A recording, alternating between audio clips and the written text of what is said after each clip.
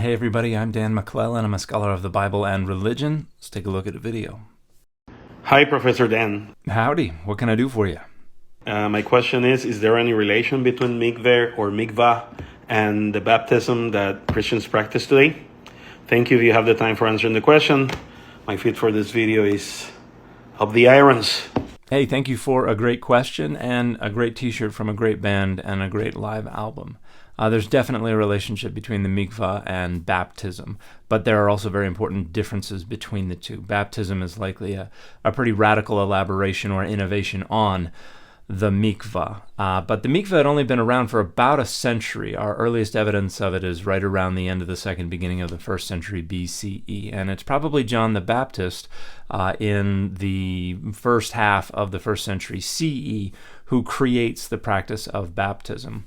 Now, the mikveh was supposed to hold standing water. It could not be water that was pumped in or carried in. It had to be naturally fed. And then the mikveh was for ritual purification. So this was something that people would do from time to time, or as we seem to see at Qumran on a daily basis, to become ritually pure after taking on ritual impurities, which is something that happens naturally through the course of life. Baptism is something that seems to have taken place in running water, or what they would have called living water, so rivers, streams, things like that. And it wasn't done for ritual purification, but for forgiveness of sins, at least in the earliest layers. And then later on, we get these conceptual innovations of ideas about being buried with Jesus in death and resurrection. And those associations are probably secondary. But John the Baptist probably engaged in this immersion practice for the sake of forgiveness of sins. So that's a pretty significant departure from the way that mikvot were used.